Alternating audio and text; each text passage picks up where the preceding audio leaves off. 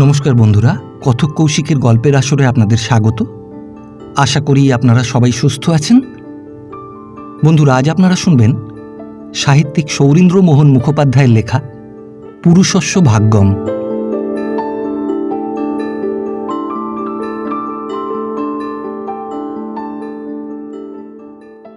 বিরাজলাল BA পাশ করে পল্লীগ্রামের একটা স্কুলে মাস্টারি করছিল। ল পড়বার বাসনা ছিল না। আইনের পথ যে শতকরা ৯৯ জন বাঙালির ছেলের ধ্রুবপথ তা সে জানে। সেই সঙ্গে সে আরও জানে ধ্রুবপথে ভবিষ্যৎ একান্তই অধ্রুব। কাজেই ধ্রুবপথে অধ্রুব ভবিষ্যতের সন্ধানে বের হওয়া সে সমীচীন বুঝল না। সে কাজটা ঠিক অ্যাডভেঞ্চারও নয়, বরং র্যাশ ও নেগলিজেন্ট অ্যাক্ট হবে। অ্যাডভেঞ্চারের দিকে বিরাজলালের একটা ঝোঁক আছে ছেলেবেলা থেকে। যখন ছোট ছিল, পিসির কাছে পক্ষীরাজ ঘোড়ার গল্প, তালপত্রে খাঁড়ার গল্প, পাতালপুরীর রাজকন্যার গল্প শুনেছে। তরুণ বয়সে কলকাতার কলেজে পড়তে দু চারখানা মাসিক পত্রে হালের বিচিত্র গল্পও পড়েছে। কাজেই কিন্তু এক্সামিনের তাড়া, দারিদ্র্য আর মুরব্বিহীন সংসারের ধান্দা, এমনি কারণে অ্যাডভেঞ্চারের সন্ধানে নিরুদ্দেশের পথে যাত্রার সুযোগ কখনো ঘটেনি। আর্থিক অবস্থা সচ্ছল নয়। এতদিন পড়ার আড়ালে থাকায় সে অসচ্ছলতা কোনো বিভীষিকা জাগাতে পারেনি। আজ বিএ পাশ করবার পর সে আড়ালে ঘুরলে বিরাজলাল স্পষ্ট দেখল সামনে জীবনের পথ সাহারা মরুর মতো ধু ধু করছে। যত দূর লক্ষ্য হয় ওয়েসিসের শ্যামল ছায়ার চিহ্নও নেই। দাঁড়িয়ে থাকলেও চলে না, কাজেই মাস্টারি নিতে হলো। কলেজে শেক্সপিয়ার, শেলি পড়াবার সময় জীবনের বহু ছবি মনে জাগত। সে ছবি প্রেম, স্নেহ, আরাম, বিরামের বিচিত্র বর্ণে রঙিন। আশেপাশের দু চারটে ঘরও যে নজরে পড়েনি এমন নয়। কাজেই তার চিত্ত ওই রঙের পিপাসায় ক্ষণে ক্ষণে আকুল হতো। আকুল হলেও কুলের কোনো হদিশ পাচ্ছিল না। বন্যা রিলিফ, সেবা মিশন, খাদি বিক্রয় প্রভৃতি পুণ্য ব্রত গ্রহণের কথাও মনে উদয় হতো, কিন্তু সে কাজে উত্তেজনা কই। তাছাড়া রঙিন ভবিষ্যতের পথ ওদিকে মোড় ফিরেছে বলেও তো মনে হয় না। মা বলতেন, বিয়ে পাশ করলি তো, এবার বিয়ে করে একটা টুকটুকে বউ আন। বিরাট জবাব দিত, নিজের চিন্তাতেই আকুল হয়ে আছি, এর ওপর বউ? অমন স্বাদ মনের কোণেও এনো না মা। কি যে তোর কিছু বুঝি না, সবাই বিয়ে করছে। বিয়ে করলে দুঃখ বাড়বে, বই ছাড়বে না। আমাদের শাস্ত্রে বলে বউ লক্ষ্মী, বিয়ে করলে বউয়ের পয়ে দেখিস তোর ভাগ্য ফিরবে। বউ অপয় নিয়েও আসতে পারে। তোমরাই তো বলো বিশুম আমার সব গেল তার বউয়ের পয় নেই বলে। তোর যত সৃষ্টি ছাড়া কথা, ভালো কথা তো কইতে শিখলি না। আমি মেয়ে দেখে ঠিক করেছিলুম, হেলুর এক শালি আছে। হেলুর শ্বশুর কোন আপিসে চাকরি করে। বিয়ে আমি করব না মা, একা বেশ আছি। আমার মনের বাসনা আছে পৃথিবী ঘুরব, চীন, জাপান, মায়ে উত্তর মেরু, দক্ষিণ মেরু অবধি ঘুরে জগতে একটা কীর্তি রাখব, যে কীর্তি কেউ কোনোদিন অর্জন করতে পারেনি। রোজগার করে পয়সা জমাতে আমি চাই না, সেই পয়সায় ভূ প্রদক্ষিণ হবে। বড় ভালো কথা। বাড়িঘর ছেড়ে টোটো করে ঘোরা, শেষে সে দেশ থেকে একটা মেতরানি কি ঝাড়ুদারনি বিয়ে করে ফিরে এসো আর কি। তুমি পাগল হয়েছো মা, বিয়ে আমি করবই না। সুস্থ শরীরকে ব্যস্ত করে তুলব বিয়ে করে, এমন নিরেট আমি নই। সন্ধ্যায় লাইব্রেরিতে গিয়ে নিত্যকার মতো খবরের কাগজ টেনে বিরাট চাকরিখালির বিজ্ঞাপনের পাতায় চোখ বোলাতে লাগল। দেশের নানা খবর জানার পূর্বে এই খবরেই তার বেশি অনুরাগ। কত বিজ্ঞাপনই যে নিত্য পড়ে, বিজ্ঞাপনের ধাঁচ তার মুখস্থ হয়ে গিয়েছে।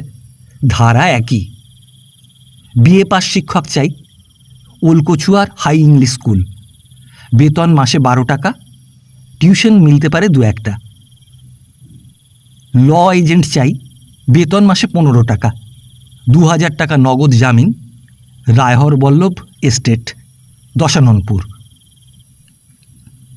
5টি ছেলের জন্য প্রাইভেট টিউটর চাই, বেতন মাসে 5 টাকা, একবেলার আহার অমনি মিলবে। শিক্ষকের শরীর বলিষ্ঠ হওয়া দরকার, নিত্য সকালে বিকালে ছেলেদের শরীরচর্চা সম্বন্ধে উপদেশ দিতে হবে। নিম্ন ঠিকানায় আবেদন করুন, শ্রী পতিরাম বক্সি, উকিল, হাতিমারা, জেলা ফরিদপুর। বিরাজ ভাবল 5 টাকায় টিউটর চায়, পড়ানো, তার উপর আবার শরীরচর্চা, একবেলা আহার। ওহ, বাসন মাজতে হবে না?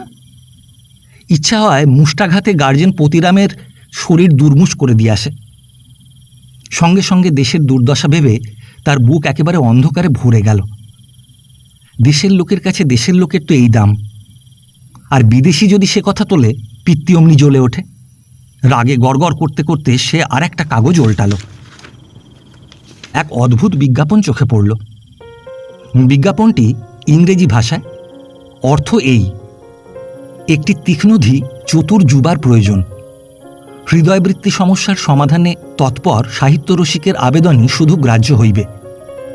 বেতন যথোপযুক্ত দিতে রাজি, নিম্নলিখিত ঠিকানায় আবেদন করুন। কথাশিল্পী, কেয়ার অফ এডিটর থান্ডার। বিজ্ঞাপনটি বিরাজ 5-7 বার পড়ল। পড়ে আর যারা বসে কাগজ পড়ছিল তাদের পানে চাইল। তারা তখন নোয়াখালীর কোন পুলিশ দারোগার গরু চুরির বিবরণ নিয়ে তর্কযুদ্ধে মেতেছে। শানিত বচন স্বরে পরস্পরকে জর্জরিত করবার প্রয়াসে সব মরিয়া। চমৎকার সুযোগ। বিরাজ এই সুযোগ উপেক্ষা করল না, তাড়াতাড়ি বিজ্ঞাপনটুকু ছিঁড়ে পকেটস্থ করে সরে পড়ল। সরে সে এসে বসল নদীর ধারে। ওপারে গাছপালার মাথায় নিবিড় অন্ধকার, কালো জলে ছলছল রাগিনী। বিরাজ বসে ভাবছিল, কি কাজ, কেরানিগিরি? বোধহয় না। হৃদয়বৃত্তির তাতে কি দরকার? তাছাড়া ওই সাহিত্য রসিক বিশেষণ, নিশ্চয়ই কোনো কাগজের সাব এডিটরি, নয়তো কোনো পাক্কা পাবলিশার বিলাতি নভেলের তর্জমার কাজে লোক চায়। বাড়ি ফিরে কাগজ কলম নিয়ে থান্ডার সম্পাদকের কেয়ারে কথাশিল্পী নামে সে দরখাস্ত লিখে ফেলল। পরের দিন সেই দরখাস্ত ডাকে দিল। 1 সপ্তাহ পরে উত্তর এলো, মহাশয়, এই পত্র সমেত যত শীঘ্র সম্ভব আমার সহিত 17 নম্বর ফুলতলা রোড বহুবাজারে দেখা করিবেন। সাক্ষাতে সকল বিষয়ের আলোচনা হইবে। আপনার গাড়ি ভাড়া বাবদ স্বতন্ত্র মানি অর্ডার যোগে 5টি টাকা পাঠাইলাম। শ্রী জয়গোপাল হালদার। আনন্দের আতিশয্যে বিরাজের চিত্ত উচ্ছ্বসিত হয়ে উঠল। জয়গোপাল, জয়গোপালই বটে। এই গোপালকে অবলম্বন করেই জীবনের পথে তার জয়যাত্রা শুরু হোক। বিরাজ ডাকল, মা। মা রান্নাঘরে ঝোল সাঁতলাচ্ছিলেন। বললেন, কেন রে? আমি চান করতে চললুম, তোমার রান্না যা হয়েছে চট করে তাই ধরে দাও। এই ট্রেনে এখনই আমায় কলকাতায় যেতে হবে। মা বিরক্তি ভরা স্বরে বললেন, তুই জ্বালাস নে বাপু। বিরাজ শিশি থেকে তেল ঢেলে বলল, চাকরি মা, চাকরি। বুঝি প্রভু জয়গোপালজি দয়া করলেন। দেরি নয়, এই 10টা-12 ট্রেনেই যাব। ঘড়িতে ঢং ঢং করে 9টা বাজল। কাঁধে গামছা ফেলে বিরাজ চলল পুকুরে স্নান করতে। বহুবাজার 17 নম্বর ফুলতলা রোড খুঁজে পেতে বিলম্ব ঘটল না। চাঁপাতলার একটু দক্ষিণে এক সরু গলি। রোড হলো কি করে তা নিয়ে ঐতিহাসিকেরা রীতিমতো গবেষণা করতে পারেন। 17 নম্বরে মেস, এখানে জয়গোপাল হালদারের সন্ধানও মিলল। দোতলার ঘরে একখানা রংচটা চেয়ারে বসে আছে। বয়স 26-27 বছর। সামনে ক্যাম্প টেবিলের ওপর একতাড়া কাগজ। জয়গোপাল নিবিষ্ট মনে কি লিখছিল। ঘরের একধারে একখানা তক্তপোষ, তার ওপাশে একটা বেতের শেলফ। শেলফে রাজ্যের পুরনো ম্যাগাজিন আর বাংলা মাসিকপত্র একেবারে আন্ডিল জমে আছে। বিরাজলাল সবিনয় বলল, এই জয়গোপালবাবু কোন ঘরে থাকেন? আমি জয়গোপাল। বিরাজ খুশি মনে বলল, আমি শ্রী বিরাজলাল গঙ্গোপাধ্যায়। আপনি আসবার জন্য লিখেছিলেন। ও হ্যাঁ, বসুন ওই তক্তপোষে। বিরাজ বসল। জয়গোপাল তার পানে স্থির দৃষ্টিতে চেয়ে থেকে নিরীক্ষণ করতে লাগল। ঘড়িওয়ালা যেমন করে ঘড়ির কলকবজা দেখে ঠিক তেমনিভাবে। বহুক্ষণ নিরীক্ষণ করবার পর বলল, এখানকার পথঘাট জানা আছে? এই বউবাজারের তো? আরে না, কলকাতার। মোটামুটি রাস্তাগুলো জানি। ওই লেকের দিকটা? হ্যাঁ জানি, আমি বিএ পাশ করেছি বঙ্গবাসী কলেজ থেকে। ওই লেকের দিকে প্রায় বেড়াতে যেতাম, তখনও সব রাস্তা তৈরি হয়নি। গড়িয়াহাটের পথ জানা আছে? হ্যাঁ গড়িয়াহাট জানি। জয়গোপাল কিছুক্ষণ কি ভাবল, পরে বলল, কাজ যা করতে হবে তাতে বুদ্ধির দরকার, আর সে কাজ খুব গোপনীয়। দেখুন, এই বুদ্ধির গর্ব করা শোভন হবে না, তবু বলতে পারি আমি নির্বোধ নই। আর কথা গোপন রাখা, যখন চাকরি করতে এসেছি তখন ও আদেশ পালন করতেই হবে। বেশ, বলে জয়গোপাল কিছুক্ষণ চুপ করে রইল। তারপর বলল, বাংলা সাহিত্যের চর্চা করেন? কিছু কিছু করি, মানে পড়ি। তা প্রলয় কুমার হালদারের লেখা পড়েছেন? আগে না, তবে নাম শুনেছি, লেখা পড়া হয়নি। তার কারণ বিয়েতে সংস্কৃত ছিল, তার ব্যাকরণ সন্ধি সমাস নিয়ে বিব্রত ছিলাম। পাশ করে দেশেই আছি, সেখানে লাইব্রেরি আছে, তবে তাতে হালের লেখকদের বই পাওয়া যায় না। বাংলা সাহিত্যে আমার অনুরাগ আছে। বিরাজকে আর একবার লক্ষ্য করে জয়গোপাল বলল, আচ্ছা বই দেব, পড়ে নেবেন। মানে আমি লেখক প্রলয় কুমার, ছোট গল্প লিখি, উপন্যাস লিখি। তবে জয়গোপাল নামে লেখা ছাপলে পাঠক পাঠিকার চিত্ত পাছে বিরূপ হয়, এই ভেবেই প্রলয় কুমারের নামে ছাপাই। কথাটা বলতে বলতে জয়গোপাল উঠে একতাড়া মাসিক পত্র এনে বিরাজের সামনে রেখে বলল, এই নিন, পড়ে দেখবেন। কাজ করুন, হাত খরচের জন্য 50 টাকা পাবেন। তারপর কাজটি করে দিতে পারলে নগদ 1000 টাকা মিলবে। লেখাপড়া করাতে চান স্ট্যাম্প কাগজে?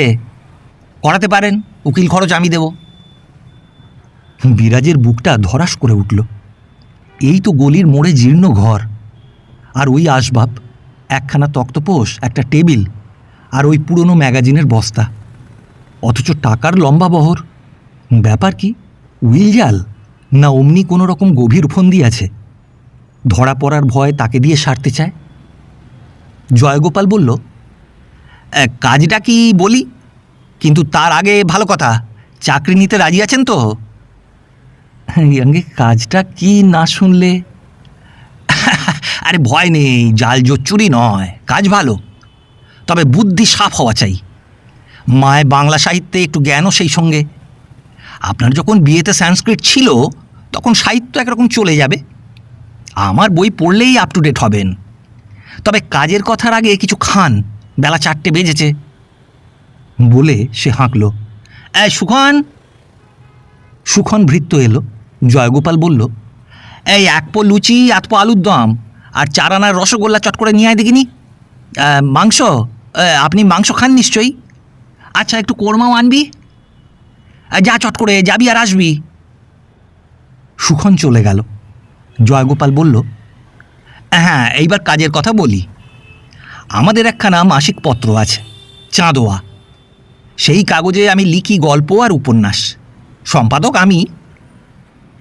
এই অবধি বলে জয়গোপাল চুপ করল। তারপর একবার চকিতের জন্য বাইরের মুক্ত আকাশে দৃষ্টি বুলিয়ে নিয়ে বলল, যা বলবো খুবই গোপনীয় কথা, কখনো প্রকাশ না হয়। বিরাজের কৌতূহল জেগেছিল অসীম। সে বলল, না না, প্রকাশ হবে না। জয়গোপাল বলল, এই চাঁদোয়া কাগজে কবিতা লিখতেন এক মহিলা, তার নাম শ্রীমতী নীলিমা দেবী। চমৎকার কবিতা, নিরাশ প্রাণের নিঃশ্বাসে ভরপুর, আর সব কবিতায় ওই এক সুর। তার সঙ্গে আলাপ করব বলে পত্রাঘাত করেছিলুম, তার কবিতার স্তুতি গান করে, অবশ্য বেনামিতে, কিন্তু কোনো জবাব পাইনি। সন্ধান নিয়ে জেনেছি তিনি কুমারী, শিক্ষিতা এবং বয়সে তরুণী। বিরাজের 2 চোখ বিস্ফারিত হয়ে উঠল। লাভ? জয়গোপাল বলল, আমার নিজের উপর বিশ্বাস আছে প্রচুর। সাহিত্যে আমার শক্তি সামান্য নয়, এই বিশ্বাসও রাখি। আবার একদিন নোবেল প্রাইজ যদি এদেশে কেউ আনতে পারে, সে তো আমিই আনব। এই লেখার মারফত। বাংলার কথা সাহিত্যে যদি কেউ জীবন জাগিয়ে থাকে তো সে আমি, শ্রীমান প্রলয় কুমার। কথা সাহিত্যের যজ্ঞশালায় আমার এক একটি রচনা বেরিয়ে ছোটে যেন অশ্বমেধের ঘোড়া। কার সাধ্য তাকে পরাজিত করে? তাই আমি অপরাজেয় কথাশিল্পী। উত্তেজনায় জয়গোপালের চোখে আগুনের হলকা ফুটে উঠছিল। কথাশিল্পী নীলিমা দেবী, এই দুয়ে যোগ কোথায়? বিরাজ তাই ভাবছিল। জয়গোপাল বলল, এ আমার কথা নয়, সুবিখ্যাত ক্রিটিক শ্রীযুক্ত বৃরাময়বাবু ছাপার অক্ষরে লিখে গেছেন এ কথা। কিন্তু যাক সে কথা, আমি এই কথাশিল্পে নীলিমা দেবীর চিত্ত জয় করতে চাই। তার ঠিকানা দেব। নিজের মুখে নিজেকে প্রচার পুরুষ সমাজে করতে পারি, কিন্তু মহিলা সমাজে ওদের মনের বাস্তব পরিচয় জানি না। তাই আপনাকে আমার সাহিত্য প্রচার করতে হবে, সমাজে নয়, নীলিমা দেবীর কাছে। উপায়ও আমি বলে দেব। বিরাজ জয়গোপালের দিকে কৌতূহলী দৃষ্টিতে চেয়ে রইল। জয়গোপাল বলল, এই আমার লেখা তাকে শুনিয়ে পড়িয়ে যেমন করে হোক তাঁর চিত্তকে আমার প্রতি জাগ্রত উন্মুখ করে তুলতে হবে, তাহলে বিবাহে বাধা থাকবে না। এদেশে এখনো রোম্যান্টিসিজম দেখা দেয়নি। নীলিমা দেবীর বাবা সারদা লাহিড়ী পয়সাওয়ালা জমিদার, ভারী একরোখা কিন্তু কন্যা স্নেহে বিভোর। সম্প্রতি এই অহিংসা মন্ত্রে দীক্ষা নিয়েছেন মেয়ের সঙ্গে। তাই বোধহয় নীলিমা দেবীর কবিতা আর পাই না। কাজেই সুখন খাবার নিয়ে এলো। জয়গোপাল বলল, খেয়ে নিন, খেতে খেতে শুনবেন। তাই হলো। জয়গোপাল বলল, এই বুদ্ধিমান যুবা চেয়েছিলুম, ওই স্বদেশী মন্ত্রে আপনিও দীক্ষা নিন এবং ওদের সঙ্গে সহকর্মিতা সূত্রে মিশে আমার রচনার প্রতি বুঝেছেন, আপাতত হাত খরচার জন্য 50 টাকা নিন। যদি আমার বিবাহ ঘটাতে পারেন তাহলে 1000 টাকা পুরস্কার পাবেন। বিরাজ দেখল মন্দ নয়, চাকরি মজার বটে। রোম্যান্স আছে, অ্যাডভেঞ্চারও যে নেই এমন নয়, কিন্তু ডিটেকটিভ উপন্যাসের প্রথম পরিচ্ছেদের মতো বিশ্রী রহস্যে ভরা। ধনী গৃহস্বামী খুন হয়ে পড়ে আছে, কোথাও এমন কিছু কাগজপত্র বা প্রমাণের চিহ্ন নেই যা ধরে সমস্যার সমাধান হয়। পরক্ষণেই মনে হলো, তবু সেই উপন্যাসও পরিচ্ছেদের পর পরিচ্ছেদের জের টেনে ঘনীভূত রহস্যের অন্ধকার ভেদ করে বিরাট কলেবরে ফুলে ফেঁপে অতিকায় হয়ে ওঠে তো, এবং শেষের পরিচ্ছেদে দ্বারের পাশেই হত্যাকারী ধরা পড়ে যায়। এও তেমনি। জয়গোপাল বলল, বড়বাজারে পিকেটিংয়ের ব্যাপারে সেদিন অনেকগুলো মেয়ে ধরা পড়েন, তাদের মধ্যে নীলিমা দেবীও ছিলেন। তা শুনে আমি কোর্টে গেছিলুম, কিন্তু তাকে দেখতে পেলুম না। পুলিশ বললে তাদের ছেড়ে দেওয়া হয়েছে সেই মানিকতলার ওধারে এক মাঠের ধারে। বিরাজ জয়গোপালের পানে চেয়ে রইল, কোনো কথা বলল না। জয়গোপাল বলল, আজই মাথা খাটিয়ে উপায় ঠিক করে ফেলব। আপাতত আমার বইগুলো পড়ে দেখুন। নীলিমা দেবীর ঠিকানা নিয়ে পরের দিন সকালে বিরাজ তার বাড়ি দেখে এলো। প্রকাণ্ড বাড়ি, পুরনো, সামনে একটু বাগান। দোতলায় তরুণী কণ্ঠে গান চলছিল। ভোরের পাখি জেগে কহে আজ কি আশার বাণী, ওই বাণীর সুরে ভোরে নেতর জীর্ণ পরাণখানি। খাসা গলা, কে গাইছে? নীলিমা দেবী? কে জানে। বিরাজ ভাবল, প্রলয়ের একই বিচিত্র প্রণয় সাধনা। কাব্যে কি উপন্যাসেও এমন দেখা যায় না? উপন্যাসের প্লটের অস্ত্রে নারীর চিত্ত জয় করবে, এমন কথা তার কল্পনারও অগোচর ছিল। তবে রাত্রে জয়গোপালের লেখা প্রণয়টিকা গল্পে এমনই অদ্ভুত কাণ্ড একটা দেখেছে বটে, কিন্তু সে গল্প। আরে ফুলতলা রোডের মেসে ফিরে রিপোর্ট সারবার পর বিরাজ বলল, দেখুন, আমি ঠিক বুঝতে পারছি না। তার চেয়ে আপনি ঘটক পাঠিয়ে প্রস্তাব করুন না। আরে ঘটক পাঠিয়েছিলুম, মেয়ে বিবাহ করতে চায় না। বলে দেশে স্বরাজ আসার পূর্বে ছোট সুখ, ছোট বিলাস, আরামের চিন্তাও সে মনে স্থান দেবে না। তাছাড়া বাপ পয়সাওয়ালা, হয়তো ব্যাংকার পাত্র খোঁজে, কিন্তু পয়সার চেয়েও বড় ধনী আমি, তা বোঝে না। বিরাজের চোখের সামনে থেকে চরাচর লুপ্ত হয়ে গেল। ওই পাশের বাড়ির ছাদ, গলির ওধারকার ফুলুরির দোকান, সব। মস্ত একটা সাদা কাগজে সারা দুনিয়া যেন কে মুড়ে দিল। সেই মোড়কের উপর বড় লাল হরফে শুধু লেখা আছে স্বরাজ। জয়গোপালের কথায় তার চেতনা ফিরল। জয়গোপাল বলল, নীলিমা দেবীর কবিতা দেখবেন? একখানা পুরনো চাঁদোয়া খুলে জয়গোপাল বলল, পড়ুন। বিরাজ পড়ল। আমার মনে রাঙিনাতে পূর্ণিমারি চমক রাতে আসতে বলি। জয়গোপাল বলল, দুটো গল্প চাঁদোয়ায় ছেপেছি, দুটোতেই নায়িকার নাম দিয়েছি নীলিমা। সে গল্পে ওই কবিতার ছত্র বেমালুম পুড়ে দিয়েছি। বিরাজের কাছে এ যেন কলম্বাসের আমেরিকা আবিষ্কার। গল্প উপন্যাস সে পড়ে নিছক তার রস উপভোগের জন্য, কিন্তু তা বলে এত বড় উদ্দেশ্য থাকে গল্পের পেছনে? তার কেমন তাক লেগেছিল। বিরাজ বলল, কিন্তু আমি ঠিক বুঝতে পারছি না দুম করে আপনার লেখার তারিফ শুরু করি কিভাবে। গিয়ে নয় সামনে দাঁড়ালুম, আলাপও না হয় কোনো মতে হলো। আরে সেইটি ভেবে স্থির করতে হবে, অর্থাৎ এমন একটা সিচুয়েশন যে আমার গল্প ছাড়া আর কোনো বিষয়ে কথা উঠতেই পারে না। বিরাজ ভাবল বই নিয়েই নীলিমার কাছে উপস্থিত হতে হবে। বলবে এই প্রলয় কুমারের লেখার ভারী পসার আজকাল, এ কথা বলে বইও না হয় গুছিয়ে দেবে। কিন্তু তারপর কোন কথার ছলে আবার গিয়ে ও বাড়িতে ঢুকবে, সেটাই না মুশকিল। বিশেষ এই যুগে সাহিত্যে প্রেম যখন অচল হতে বসেছে। বিকালে বিরাজ আবার গমনোদ্যত হলো। জয়গোপাল বলল, চললেন?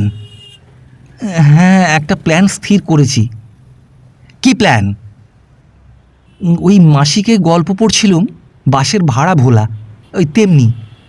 ওদের বাড়ি গিয়ে বলবো বাসের ভাড়া নেই, পকেট কেটে চড়ে ব্যাগ নিয়ে গেছে, আনাচারেক চাই ধার, আবার তা শোধ দিতে যাব।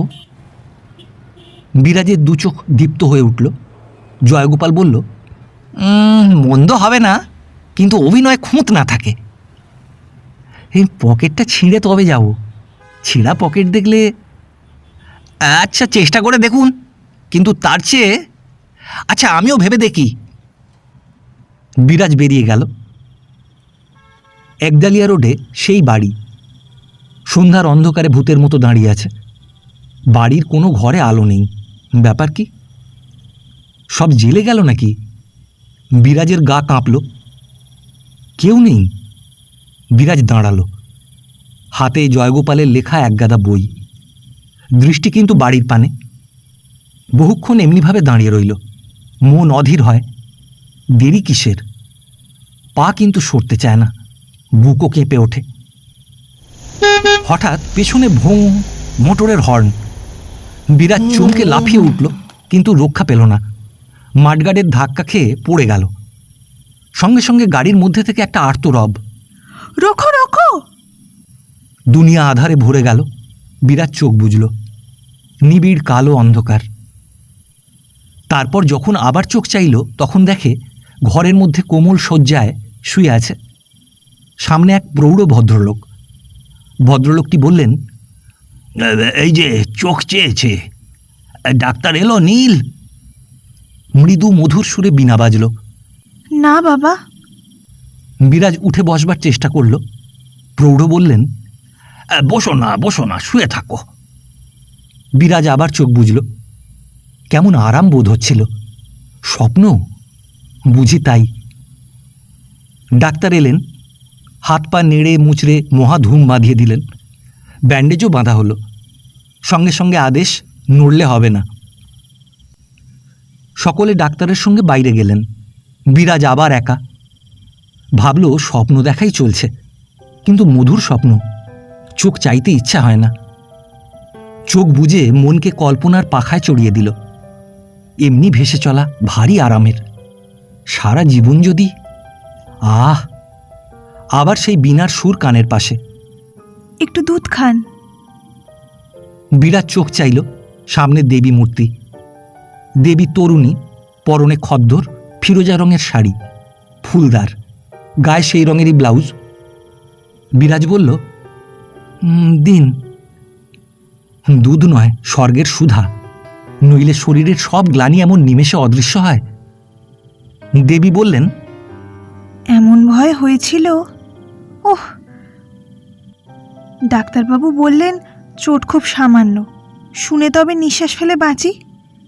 নতুন ড্রাইভারটা যেন অন্ধ। বিরাজের বুক ছ্যাঁত করে উঠল। চোট সামান্য, তবে এখনই বিদায় নিতে হবে। আবার সেই নোংরা আবহাওয়ায় এ বেশ লাগছিল। তরুণী বলল, আমাদের গাড়ির আলোটাও খারাপ হয়েছিল, আর ফটকের ধারে বড় বটগাছ থাকায় গ্যাসের আলো আসে না তো। মোদ্দা কি করছিলেন আপনি অন্ধকারে ফটকে দাঁড়িয়ে? বিরাজ ফ্যাল করে চেয়ে রইল। এই উচ্ছ্বসিত রূপের সামনে মনিব জয়গোপালের রচনার কথা তুলতে লজ্জা হচ্ছিল। ভারী তো লেখা। বিরাজ কোনো কথা বলল না। তরুণী বলল, শুয়ে একটু ঘুমোবার চেষ্টা করুন। ভালো কথা, আপনার বাড়ির ঠিকানা? একটা খবর দিই, তারা কত ভাবছেন আপনার আজ ফেরা হতে পারে কি না। বিরাজ একটা নিঃশ্বাস ফেলল, নিরুপায়ের বেদনার্ত নিঃশ্বাস। যেতে কি সেই চায়? কিন্তু বিরাজ বলল, এখানে আমার কেউ নেই, খবর কাকে দেবেন? কথাটা বলে বিরাজ তরুণীর পানে চাইল। তরুণী তারই পানে চেয়েছিল, রাজ্যের করুণামাখানো দৃষ্টি। সেই দৃষ্টির স্পর্শে বিরাজ একেবারে গলে গেল। প্রৌঢ় এলেন, বললেন, গায়ে খুব বেদনা? ও মা নীল, দে তুই এক ডোজ আর্নিকা। হোমিওপ্যাথি ওষুধের শক্তি অসাধারণ। তরুণী হাসল, বলল, এই ব্যথায় এক ফোঁটা আর্নিকা কি করবে বাবা? তুই জানিস না মা ওষুধের গুণ। ওই এক ফোঁটায় বিশল্যকরণের ফল পাওয়া যাবে। না না, আমি যেতে পারবো। দুচোখ কপালে তুলে প্রৌঢ় বললেন, পাগল, 2-4 দিন নড়া হবে না বাপু। সকালের হাওয়ায় হাসির বান ডেকেছিল। বিরাজের ঘরেই তরুণী বসেছিলেন। বিরাজ বলল, আপনারই নাম নীলিমা দেবী? আপনার কবিতা চাঁদোয়ায় ছাপা হয়? তরুণী তাচ্ছল্যের ভাবে বলল, রাবিশ কবিতা, লেখা ছেড়ে দিয়েছি। দেশের এই দুর্দিনে ওসব মিথ্যে হাহুতাস, কবিতার ছন্দে বাঁধা পাগলামি। কবি তো পাগলামি নয়। তা নয়, কিন্তু আমরা কাগজে যা ছাপি তা পাগলামি। শুধু চাঁদ, তারা, ফুল, পাখি, চিত্তগগন, ঘন বন, এসব ছাড়া দুনিয়ায় আসল বস্তু আছে, যা জানা উচিত। মানুষের মনকে রূপযৌবনের পূজায় সঁপে দিলে মনকে দুর্বল করা হয়। মনকে গড়া দরকার। দেশ দরিদ্র আর্ত আতুরদের সেবায় মনকে মহীয়ান করতে হবে। কথা শুনে বিরাজের তাক লেগে গেল। তরুণীর মন যেন স্বদেশীর অগ্নিতে প্রজ্জ্বল যজ্ঞশালা। তবু নিমকের কথা মনে জাগছিল, মনিব জয়গোপালের নিমক। কি ফাঁকে সে কথা তোলা যায়? কথায় কথায় নীলিমা বলল, আপনার সঙ্গে একটা বইয়ের প্যাকেট ছিল না? আপনার অনুমতি না নিয়ে আমি প্যাকেট খুলে বইগুলো দেখেছি। প্রলয় হালদারের লেখা, ওই চাঁদোয়ার সম্পাদক। আশার আলোয় বিরাজের মন ঝলমল করে উঠল। তরুণী বলল, স্বভাব মানুষ ছাড়তে পারে না, পড়েছি তাই। ওর লেখা ভালো লাগে না। নারীকে শুধু আয়ত্ত করার কথা, যেন নারী পথের ধুলায় পড়ে রয়েছে। পুরুষের বক্ষ ছাড়া তার যেন আর কোথাও আশ্রয় নেই। ছি, নারীকে এভাবে অপমান করার কল্পনা যারা করে তাদের আমি অভদ্র ইতর মনে করি। তাদের সঙ্গ বর্জন করা উচিত। বিরাজের বুক ধক করে উঠল। মনিবের লেখা পড়ে সে কেমন হতভম্ব হয়েছিল। যত নায়িকা পথে ঘাটে নায়ক দেখা মাত্র একেবারে পায়ের উপরে লুটোতে চায়। বাস্তবের সঙ্গে মিল কোথায়? এমন ব্যাপার জীবনে সে কখনো দেখেনি। মেশে সেও থাকতো, পাশের বাড়ির মহিলারা গানও গাইত, সে গান সে শুনেছে। কিন্তু ওই গল্পের মতো মেসের পানে মহিলা চেয়ে থাকে, চোখে অধীর তৃষা বা গানের সুরে প্রাণের স্বাদ ভাসিয়ে দেওয়া, এসব বাজে। নীলিমার মুখে একথা শুনে তার সে ভাবগুলো আবার শক্তি পেয়ে কোমর বেঁধে রুখে দাঁড়িয়েছিল। বিরাজ বলল, হ্যাঁ, প্লটের ভাব নাকি? বিস্তীর্ণ ক্ষেত্র পড়ে আছে। মায়া, মমতা, স্নেহ, প্রীতি, নারীকে মানুষ বলে, বন্ধু বলে লেখা যায় না? প্রিয়া ছাড়া সংসারে মা, বোন, মেয়েও তো আছে। বিরাজ তর্কের স্রোতে ভেসে চলল। মাথা তোলবার তার সামর্থ্য রইল না। অপরিচিতা তরুণীর সঙ্গে জীবনে সে কখনো মেশেনি। বিশেষ এই তরুণী আবার বুদ্ধির স্ফুলিঙ্গ। তাছাড়া সাহিত্য নিয়ে আলোচনার অবসরও তার এমন করে কোনোদিন মেলেনি। নীলিমা কি ভাবল, তারপর বলল, ছুটোছুটি করছি বটে, কিন্তু একটা কথা থেকে থেকে মনে জাগছে। কি? দেশের সব দিকে দৃষ্টি দেওয়া দরকার হয়েছে। যারা অন্ন বস্ত্রের অভাব ঘুচবার জন্য যুদ্ধ করবে তাদের কাছে আশা রাখি না। ওই যুদ্ধে তারা এমন ডুবে আছে যে দেশ বলে কোনো পদার্থ আছে এ তাদের বোধ নেই, খেয়ালও নেই। কিন্তু যারা ধনী, অর্থাৎ অন্ন বস্ত্রের যাদের সংস্থান আছে, কিংবা যাদের মাথায় সংসার পাহাড়ের বোঝা তুলে ধরেনি, তাদের কথা বলছি। বিরাজ নীলিমার পানে চাইল। কি কথা? অশিক্ষা আর কুশিক্ষা এ দুটো দূর করা যায়। এ কাজের ভার নিন ধনী আর সংসার নির্লিপ্তের দল। আরামবিলাসে ফতুর হওয়া বাঞ্ছনীয় নয়। মনকে এইসব বিষয়ে সচেতন করে তোলা যায়। এ কাজগুলোর ভার যদি আমরা নিতে পারি। বাবা এই আইডিয়ায় একেবারে মেতে উঠেছেন। বলেন, ঠিক বলেছিস মা, এ কাজগুলো আমরা হাতে নিই। মানুষের মনকে তৈরি করা যাক। মন যদি একবার তৈরি হয়ে যায় তাহলে সব কর্তব্য স্থির করে ফেলবে সকলে। বাদানুবাদ বা বক্তৃতার দরকার থাকবে না। পরের দিন সকালে বিরাজ বলল, আমি বাড়ি যাব, আপনাদের দয়া কখনো ভুলব না। গরু মেরে জুতো দান বলে একটা কথা আছে না? মোটরের ধাক্কায় আপনাকে আহত করে এই সেবা বা আশ্রয়, এও তেমনি নয় কি? নীলিমা হাসল। সে হাসি নয়, বিদ্যুৎ। বিরাজ সে বিদ্যুতের শিখায় কেঁপে উঠল। বিরাজ বলল, তা নয়, ভাগ্যে ধাক্কা খেয়েছিলুম, মনকে তাই মস্ত শিক্ষা দেবার সুযোগ পেয়েছি। সে শিক্ষার দাম মর্মে মর্মে বুঝেছি। আপনার সে বইগুলো? হ্যাঁ, ও কাজটা শেষ করা চাই। ওগুলো আপনার খুব প্রিয় সামগ্রী না? তা নয়, চাকরি নিয়েছি কি না, প্রলয় কুমারের লেখা প্রচার করব বলে। কি করি, পেটের দায়। অবস্থার উন্নতি করতে কে না চায় বলুন? আর কোনো কাজ পেলেন না? বিরাজ কোনো কথা বলল না। আপনার অবস্থা খুব সচ্ছল নয়? স্বরে করুণার আভাস বিরাজের চিত্ত টলল, কিন্তু কিছু বলতে পারল না।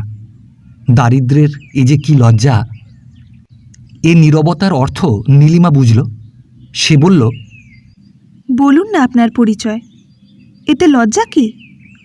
মনের দারিদ্র্যই লজ্জার বিষয়। অর্থ দারিদ্র্যে লজ্জা থাকতে পারে না। সামর্থ্যই তো সচ্ছলতার একমাত্র মাপকাঠি নয়।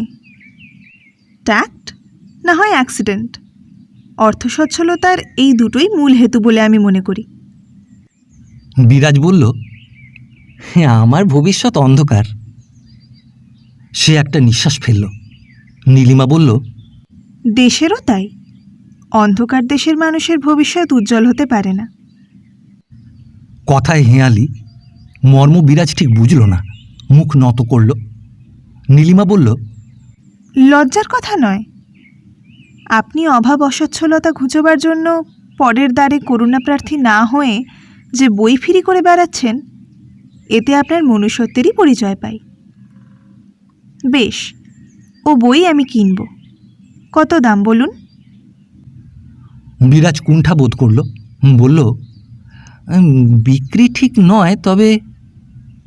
নীলিমার দৃষ্টিতে যেন একরাশ শানিত তীর বুঝি বিরাজের অন্তর বিদ্ধ করবে। বিরাজ বলল, চাকরি নিয়েছি একজনের, এই প্রলয় কুমারের লেখা প্রচারের। বিরাজ চাকরির শর্ত বলে ফেলল, তবে একটু ঘুরিয়ে বলল।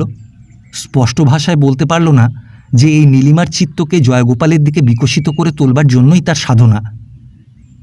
কি করবে, নইলে অর্থ মিলবে না। এই অর্থে দারিদ্র্য ঘুঁজবে, ভূপর্যটনের ব্যয় সংগ্রহ। শুধু অর্থের প্রেরণা নয়, অ্যাডভেঞ্চারের শখ আছে।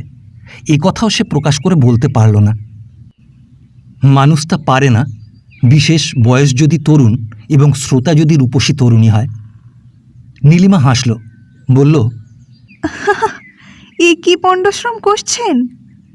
সাহিত্য ছেলে খেলার বস্তু নয়, পাঠক পাঠিকাও শিশু নয়। বিরাজ অপ্রতিভভাবে বলল, আমি তাহলে আসি। ও চাকরি ছেড়ে দিন, এতে মনের ঐশ্বর্য বাড়ে না। দৌড়ে দৌড়ে মন জোগাবার চেষ্টা এ বিশ্রী। যাক, দয়া করে বইগুলি আমায় দিন, দাম এনে দিই। গভীর রাত্রি, বিরাজের চোখে ঘুমের দেখা নেই। এক রাশ চিন্তা ক্ষিপ্ত সৈন্যের মতো মস্তিষ্ক ক্ষেত্র চষে কুচকাওয়াজ শুরু করে দিয়েছে ভীষণ বিক্রমে। একটা কথা উঁচু মাথায় সবার ঊর্ধ্বে উঠেছিল, সেই নীলিমা দেবীর কথা।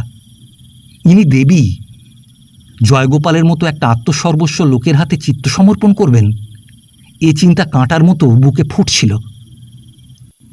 যদি ও লেখা পড়ে সত্যিই নীলিমা দেবীর চিত্ত বিচলিত হয়, বইগুলো সরানো চাই, পড়তে দেওয়া ঠিক নয়। কিন্তু কি বলে চাইবে? সত্যি কথা বলবে না, তাহলে লজ্জার কালিতে দুনিয়া মিশ কালো হয়ে যাবে। সে কালি থেকে নিজেকে কিছুতেই রক্ষা করতে পারা যাবে না। নিঃশব্দে ফেরত নেওয়া যায় না? চাকরি নিমক?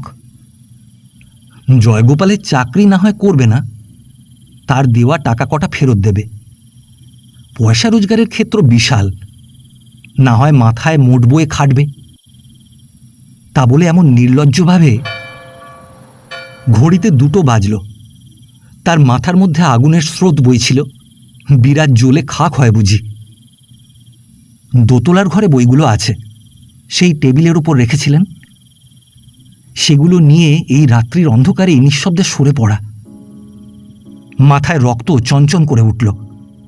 টেবিলের উপর থেকে কাগজ নিয়ে সে লিখল, দেবী ক্ষমা করবেন, বই ফেরত লইয়া চলিলাম, দাম রাখিয়া গেলাম 12 টাকা 6 আনা, কাগজে মোড়া রহিল। আমি অমানুষ, যদি কখনো মানুষ হইতে পারি তো শ্রীচরণে এ কালিমা কাহিনী নিবেদন করিব। কর্মক্ষেত্রে সন্ধান পাইয়াছি, মোট বহিব।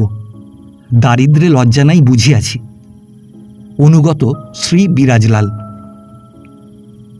চিঠিখানা সে পড়ল, পড়ে বাইরে চাইল। চারিদিকে সুগভীর স্তব্ধতা, কানন তরুপুঞ্জে ঝিল্লির রাগিনী। এ রাগিনীর কি মোহ! বিরাজ উঠল এবং সন্তর্পিত ধীর পায়ে দোতলায় এলো। চারিদিক অন্ধকারে ভরা। নীলিমার 2টি চোখ শুধু এ অন্ধকারে বাতি জেলে ধরেছে। সেই বাতির আলোয় তার প্রাণ আলো হয়ে আছে, আলো জ্বালার দরকার নেই। সেই বসবার ঘর, উধারে টেবিলের উপরে বই আছে। আলো না, জ্বালবে না। টেবিলটার দিকে লক্ষ্য রেখে সে চলল। এই টেবিল, এই বই।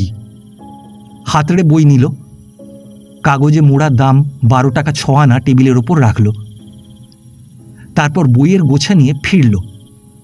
এবার আরও সাবধান, হাতে জিনিস রয়েছে, হয়তো এ চুরি। একটা প্রকাণ্ড ধাক্কা।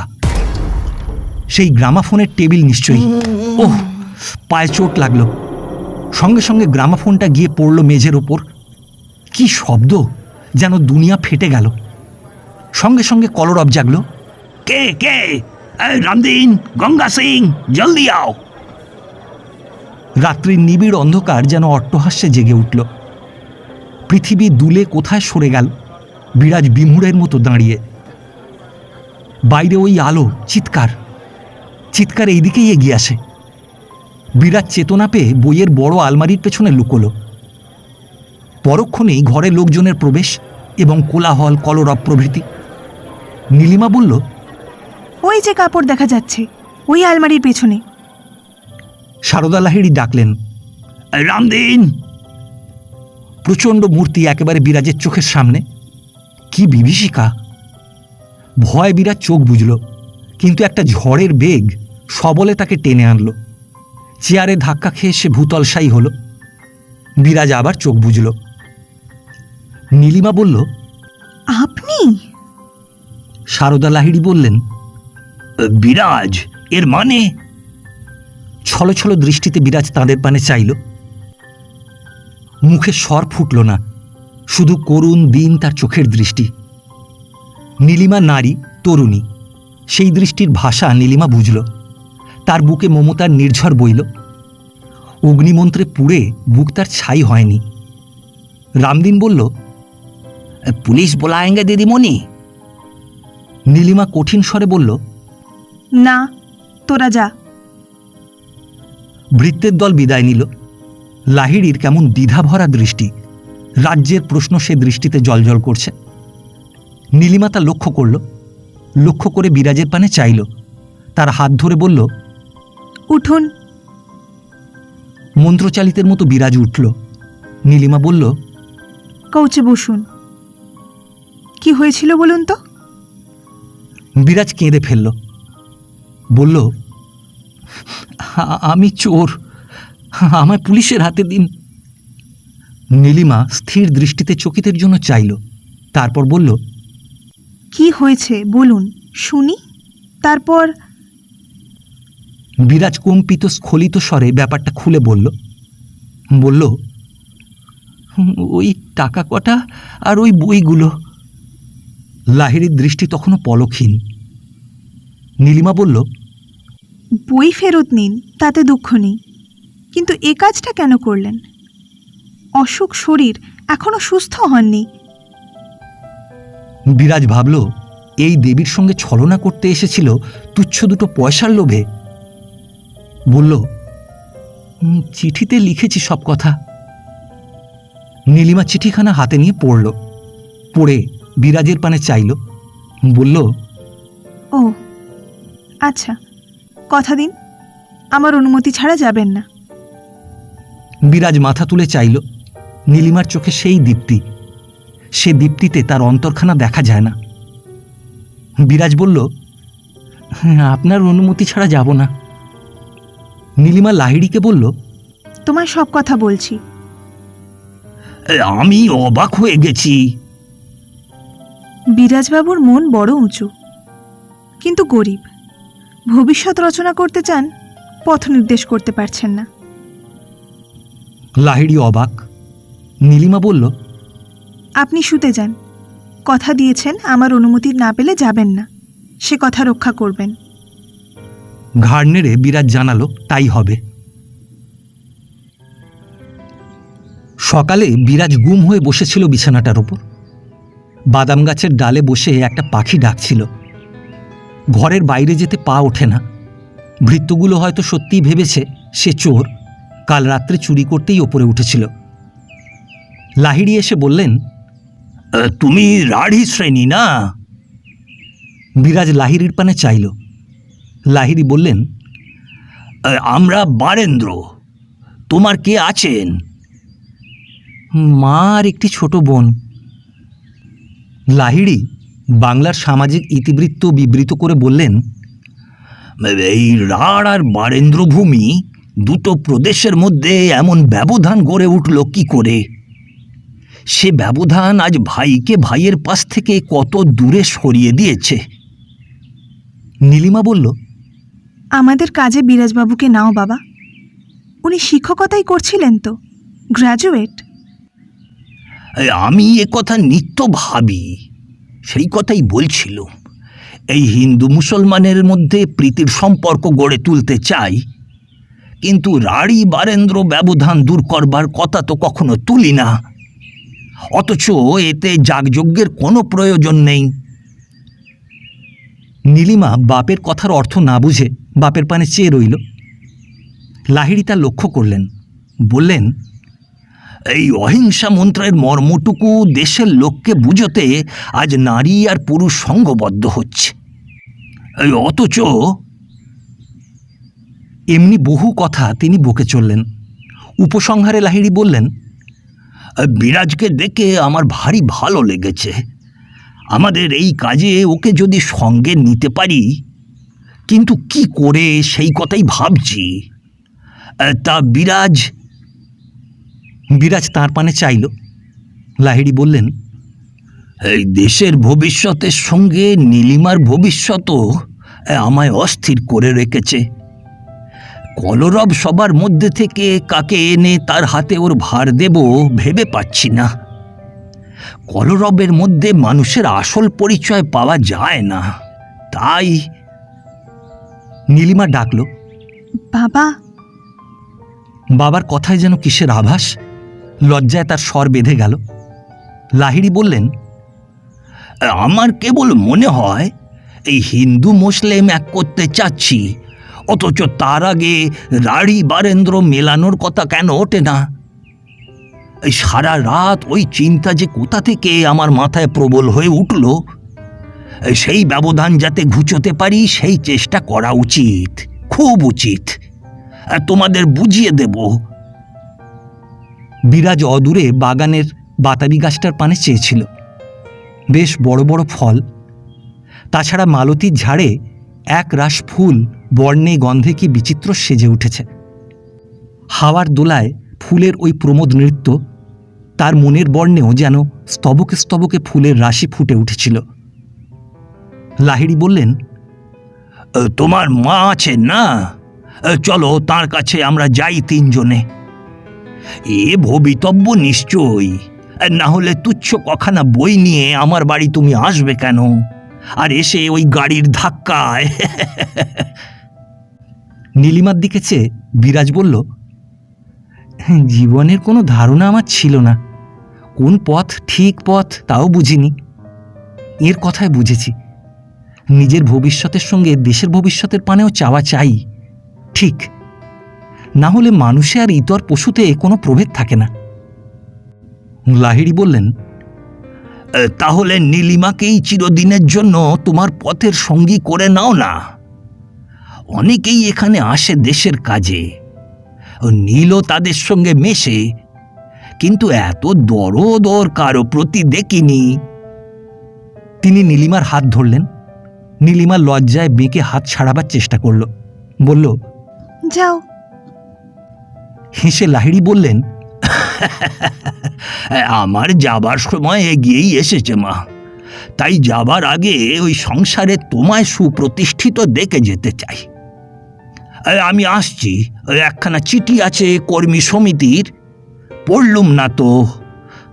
এমন ভুল হচ্ছে, দেখো দিকিনি। লাহিড়ী চলে গেলেন। নীলিমা ও বিরাজ দুজনেই চুপ। অনেকক্ষণ পরে নীলিমা কথা বলল, কি ভাবছেন? এই জয়গোপাল বাবুর কথা। তিনি কি ভেবে আমায় চাকরি দিলেন। আর এই তা তার বই আর টাকাটা অ্যাডভান্স নিয়েছেন, ফিরিয়ে দিয়ে আসুন না। কিন্তু তাকে বলবেন কাব্য লিখে নারীর চিত্তমুগ্ধ করবেন এমন রচনা শক্তি তার নেই। তার উপর ওইসব লেখায় যাতে নারীর অপমানের সুর বাজে, এই জ্ঞানটুকু তাকে দিয়ে আসবেন অন্তত। আমাদের কাজের একটা প্ল্যানও আজ ঠিক করে ফেলতে চাই, আসতে ভুলবেন না। বিরাজ নীলিমার পানে চাইল। নীলিমার চোখে হাসির দীপ্তি। নীলিমা বলল, বাবার এত ঘড়ি ঘড়ি মত বদলায়। কোন দিন বলেন খদ্দরেই দেশের মুক্তি, কোন দিন বলেন না রে সব চাষের মাঠে জড়ো হ। আজ আবার নতুন সুর দেখছি, রাঢ়ী বারেন্দ্র। সে হাসল। বিরাজ ভাবল, সর্বনাশ, এ মতো যদি বদলায়। চিঠি হাতে লাহিড়ী ঘরে ঢুকলেন। বললেন, কামাখ্যা চৌধুরীর সেই বইখানা খুঁজে দে তোমা, সেই অভঙ্গ বঙ্গের অখণ্ড জাতি। তাতে ভারী প্রাঞ্জল ভাষায় লেখক বুঝিয়েছেন এই রাঢ়ী বারেন্দ্র একই শ্রেণীর, একই পর্যায়ের। এই শুধু যাতায়াতে অসুবিধে ছিল বলেই, বুঝলে বিরাজ, কিন্তু আজ সে বাধা তো নেই। তবে রাঢ়ীকে কাছে পেয়ে সেই সুযোগ আমি। তার কথা শেষ হবার পূর্বেই বিদ্যুতের মতো নীলিমা সেই ঘর থেকে সরে পড়ল।